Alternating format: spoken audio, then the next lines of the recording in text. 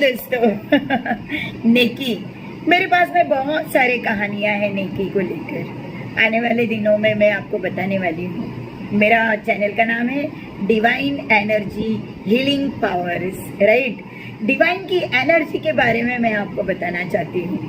मैंने अगर आपको पेड़ पौधों के बारे में कहा है तो ये भी डिवाइन एनर्जी है, राइट। मैं अगर आपको मॉरल वैल्यू एजुकेशन की स्टोरीज बताती हूँ तो ये भी डिवाइन एनर्जी है। चलिए आइए, आज मैं आपको एक नेकी की स्टोरी बोलती हूँ। एक बार एक बंदे के ऊपर ईश्वर बोलते हैं चित्रगुप्त को। चित्रगुप्त तो ईश्वर के अकाउंटेंट है, जो हिसाब किताब रखते हैं कि इंसान ने कितना पाप किया है, कितना पुण्य किया है। चित्रगुप्त से ईश्वर बोलते हैं कि चित्रगुप्त, उस और जो नीचे आदमी है उसके ऊपर संकट गिराओ, परेशानी गिराओ, मुसीबत गिराओ और उसको दुख दर्द दे दो। उसका टाइम आ गया है हिसाब किताब, कर्मों का हिसाब किताब फेरने का। तो चित्रगुप्त मुसीबत को बुलाते हैं, राइट। उनका एक सेनापति, मुसीबत इधर आइए, जाइए नीचे, वहां पर वो जो नीचे वो आदमी है उसके ऊपर जाके मुसीबत गिराओ और उसको इतना परेशान करो, इतना परेशान करो कि उसको नानी याद आ जाए, बहुत उसने पाप किए, जाओ। तो मुसीबत बड़ी रफ्तार से ऊपर से स्वर्ग से नीचे आते रहता है, देवलोकों से नीचे आते रहता है और बहुत गुस्से में रहता है कि मैं इसे छोड़ूंगा नहीं, मैं इसे ऐसे करूंगा, मैं उसे वैसे करूंगा, राइट। और बहुत रफ्तार से और आते आते आते आते उसके ऊपर गिरने ही वाला रहता है। इतने में एक रोटी आके खड़ी हो जाती है। ये मुसीबत है, वो आदमी पे गिरने वाली है और रोटी आके उसके ऊपर खड़ी हो गई। तो वो आगे नहीं बढ़ सकता है। मुसीबत और रोटी की बहुत जंग हो जाती है। मुसीबत बड़ा परेशान हो जाता है कि ये रोटी, ये मामूली सी रोटी मुझे उस आदमी पे गिरने नहीं दे रही है। तो मुसीबत बोलता है ठीक है, मैं उसकी औरत पे गिरूंगा, उसकी औरत संकट में आ जाएगी, परेशानी में आ जाएगी, तो ये जो इंसान है वो ऑटोमेटिकली परेशान हो जाएगा। तो रोटी है ना अपना दिशा चेंज करती है औरत की ओर, उसके पत्नी की ओर, लेकिन वापस वहां पर दूसरी रोटी आके खड़ी हो जाती है, राइट। फिर मुसीबत सोचता है मैं उसके बच्चे पे गिरूंगा तो भी इसको संकट आएगा, दुख हो जाएगा। बच्चे की दिशा में मुसीबत जाता है तो वहां दूसरी रोटी आके खड़ी हो जाती है, राइट। इस तरह से माँ बाप, भाई बहन, बिजनेस, सब बाजू का दिशा मुसीबत लेता है, लेकिन जिस दिशा में वो जाता है उस दिशा में एक रोटी आके खड़ी हो जाती है और इस तरह से रोटियों का बड़ा चेन हो जाता है और मुसीबत उस इंसान का, उस आदमी का कुछ भी बिगाड़ नहीं सकता है। तो मुसीबत बहुत ही थक जाता है, अपना पसीना ऐसे निकालता है और पूछता है, हे रोटी, तेरे पीछे क्या है? तेरे पीछे इतनी कौन सी बड़ी विशाल शक्ति खड़ी है जो तू मुझसे लड़ रही है कि उस इंसान को दुख ना दूं?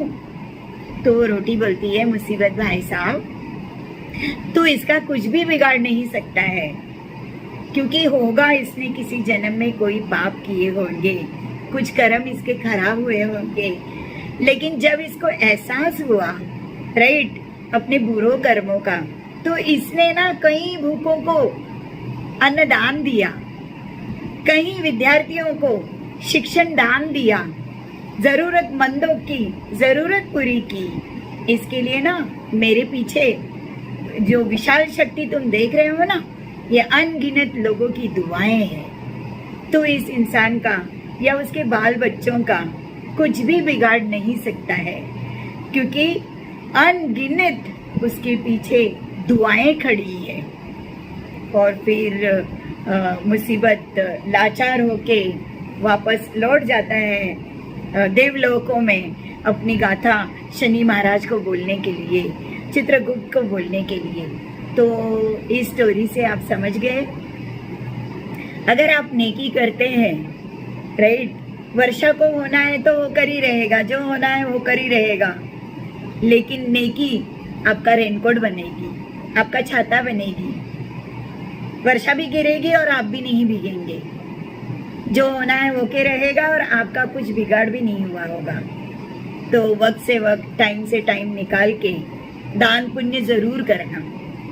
मैंने मेरे ये स्पिरिचुअल जर्नी में मैंने बचपन से पहले मैंने उपास से स्टार्ट किया था, राइट। ईश्वर के नज़दीक जाने के लिए उपासें की थी, पोतियाँ पढ़ी थी, जप किए थे, हवन किए थे, प्रेयर्स की थी।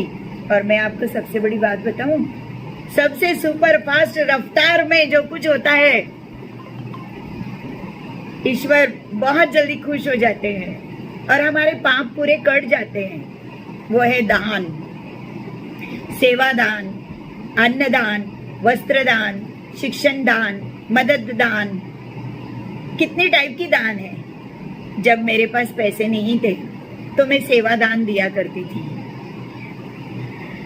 अब मेरे पास में ईश्वर के कृपा से कुछ है तो मेरे हाइपत में जो कुछ भी होता है मैं जरूर दान करती हूँ। स्कूल के बच्चों का पढ़ाई का स्टार्टिंग चालू हुआ है, राइट। आप किसी बच्चे को कोई बुक्स दान कर सकते हैं, राइट। किसी बच्चे को, वर्षा का मौसम है, किसी बच्चे को रेनकोट, गमबूट, बरसात के शूज, सैंडल लेकर दे सकते हैं जरूरतमंद बच्चों को।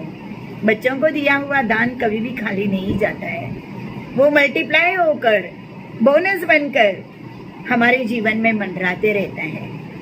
मैंने ईश्वर को जाना है, राइट, देखा है, इसलिए वन लेडी शो हूँ, वन लेडी आर्मी क्योंकि मुझे मालूम है मेरे पीछे विशाल शक्ति खड़ी है ईश्वर की।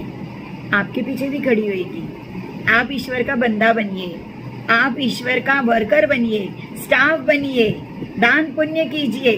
दान पुण्य से ईश्वर कितने भी व्यस्त रहेंगे, ऐसे घूमकर देखते हैं कि ये कौन है जो मेरी मदद कर रहा है।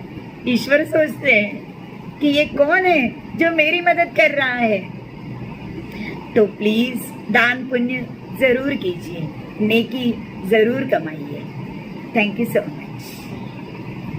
हाय फ्रेंड्स, कैसे हैं आप? उम्मीद करते हैं आप स्वस्थ होंगे, मस्त होंगे, बेस्ट होंगे और अगर लॉकडाउन खुल जाए तो वेस्ट भी हो जाएंगे। चलिए आज मैं आपको स्टोरी सुनाती हूँ। बार बार आपका SMS आते रहता है, ma'am story telling story telling story telling. चलिए आज मैं वापस आपको स्टोरी सुनाती हूँ नेकी को लेकर। नेकी, जब भी हमारा अच्छा वक्त रहता है तो हमें टाइम टू टाइम वक्त निकाल कर नेकी करते रहना चाहिए। राम बनकर पुण्य करते रहना चाहिए, रावण बनकर अहंकारी नहीं होना चाहिए, राइट। जब अच्छा वक्त आता है यूजुअली हम लोग रावण बन जाते हैं और राम बनना भूल जाते हैं। लेकिन जो अच्छे लोग होते हैं वो अच्छे वक्त में भी और बुरे वक्त में भी राम ही बनकर रहते हैं और नेकी करते रहते हैं। नेकी के ऊपर से आज बात करते हैं। एक बार ऊपर गॉड ने, ईश्वर ने अकाउंटेंट, उनका जो अकाउंटेंट चित्रगुप्त है, राइट, उनको कहा माय डियर चित्रगुप्त, नीचे वो आदमी है उसके ऊपर जाके मुसीबत गिरा, उसको परेशान कर और उससे हिसाब किताब बराबर कर दो। तो चित्रगुप्त को ईश्वर का डिवाइन का ऑर्डर आया और अभी चित्रगुप्त को उस ऑर्डर पे काम करना है। तो चित्रगुप्त ने मुसीबत को बुलाया, हे माय डियर मुसीबत इधर आओ और जाओ नीचे जाके उस आदमी के ऊपर जाकर बहुत सारी मुसीबत गिरा गिरा के उसे परेशान कर दे। तो मुसीबत बड़े रफ्तार में नीचे की ओर उस आदमी की ओर आना शुरू कर देता है, बड़ी रफ्तार में आता है और जैसे ही उसके ऊपर गिरने वाला रहता है, उस आदमी के ऊपर मुसीबत आने वाली रहती है, इतने में एक रोटी आके खड़ी हो जाती है, राइट। मुसीबत उस रोटी के ऊपर और रोटी और मुसीबत का दोनों का बहुत फाइट होता है, राइट। मुसीबत बहुत फाइट कर करके मुसीबत थक जाता है लेकिन रोटी थकती नहीं है। और फिर मुसीबत सोचता है ओके तो मैं इस आदमी पे नहीं गिरूंगा, चलो इसकी मिसेस के ऊपर गिरता हूँ, उसको महामारी देता हूँ, उसको इतना बीमार गिराता हूँ, तड़पड़ा देता हूँ, तो उसकी तड़पड़ देखकर ये आदमी भी तड़प जाएगा। तो मुसीबत अपनी दिशा बदल देता है, उसकी पत्नी के ऊपर आकर गिरना चाहता है, राइट। तो जैसे ही वो पत्नी के ऊपर गिरने वाला रहता है तो वापस दूसरी रोटी आके खड़ी हो जाती है और फिर रोटी में और मुसीबत में वापस जंग शुरू हो जाती है। बहुत देर तक जंग होने के बाद में मुसीबत बोलता है ठीक है, मैं है ना इस आदमी के बच्चे पे गिरता हूँ, तो बच्चा अगर प्रॉब्लम में आया, मुसीबत में आया, तो ये आदमी के ऊपर मुसीबत आ गई समझो। तो बच्चे के ऊपर गिरना चाहता है, फिर रोटी आके खड़ी हो जाती है, तीसरी रोटी आ जाती है, तो उस आदमी के माँ के दिशा में जाती है मुसीबत, पिताजी के दिशा में जाती है मुसीबत, बहन, घर, फैमिली, इनके मुसीबत दिशा में मुसीबत चलते रहती है। और एक एक रोटियां आकर एक बड़ा सा रोटियों का चेन बन जाता है। मुसीबत उस आदमी का कुछ भी बाका कर नहीं सकता है, राइट। तो मुसीबत बड़ा परेशान होता है कि ये कैसे हुआ, मुझे तो डिवाइन ने, चित्रगुप्त ने कहा है, अकाउंटेंट ने कहा है इस आदमी को चल के मुसीबत गिराओ और इसको परेशान करो, इसका ये इस समय में इसने ये गलत काम किया था, उसका इसको पनिशमेंट होना चाहिए। तो मुसीबत है ना अपना पसीना ऐसे निकालते हुए बोलते है, ए रोटी ये बता तेरे पीछे कौन है, इतनी ताकत कैसे लगा रही है तू मेरे विरुद्ध। तो रोटी बोलती है, हे मुसीबत भाई साहब, मेरे पीछे कई लोगों की दुआएं हैं इस आदमी को। मैं ये जो रोटी हूँ ना, किसी भूखे के पेट में गई थी तो वो भूखे ने दुआ दी है कि इसका कोई भी अहित कर नहीं सकता है, तू इसको मुसीबत में नहीं डाल सकता है, क्योंकि इसके पीछे बहुत से लोगों की दुआएं खड़ी है, मेरे पीछे दुआ खड़ी है। जितनी भी रोटियां आकर इसके घर परिवार को बचाया है, उन सारी रोटियों के पीछे किसी ना किसी की दुआएं खड़ी है, तू इसका कुछ भी बाका कर नहीं सकता है। तो चित्रगुप्त एकदम हैरान हो गया और मुंह लटका के चलते बना गया, यूनिवर्स में वापस चला गया। तो देखिए माय डियर, कोई भी नेकी कभी भी खाली नहीं जाती है। अच्छे समय में नेकी करते चलिए। इस इंसान ने हो सकता है किसी जन्म में कुछ गलत काम किए होंगे, हो सकता है इसी जन्म में किए होंगे, लेकिन जब उसे बुद्धि आई, राइट, तो उसने नेकी करना शुरू कर दिया, भूखों को रोटियां खिलाना शुरू कर दिया और उन भूखों की दुआओं से आज वो तो बच गया, पूरे खानदान को भी बचाया उसने, नेकी ने। जब हम दुआ, पूजा, दान, धर्म, नेकी करते हैं तो वो कभी भी खाली नहीं जाता है। जिस तरह से बारिश को होना है, बारिश होकर ही रहती है, जो होना है होकर ही रहता है, उसे कोई नहीं रोक सकता है। लेकिन बारिश भी गिरे और हम भी ना भीगे, इसलिए हम छाता का इस्तेमाल करते हैं, अम्ब्रेला यूज करते हैं, रेनकोट यूज करते हैं। तो बारिश को होना है होके रहे और हम भी ना भीगे। उस तरह से जब हम नेकी करते हैं तो जो होना है होके रहता है, लेकिन हमें घात भी नहीं होता है, आघात भी नहीं लगता है। तो माय डियर, जब भी आपके पास में मौका मिले, चांस मिले, अच्छे दिन हो, तो जरूर नेकी करते चलिए।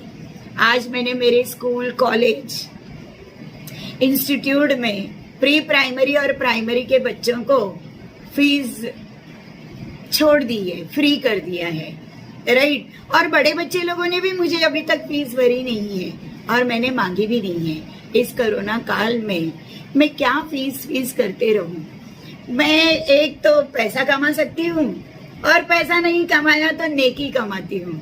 मैं कभी भी लॉस में नहीं जाऊंगी। मुझे फीस आई तो भी ठीक है, नहीं आई तो नेकी कमाया मैंने, मेरे बाल बच्चों को, मेरे घर परिवार को, मेरे मित्र मंडली को उसका पुण्य जरूर मिलेगा, राइट। तो नेकी करते चलिएगा प्लीज। बाय।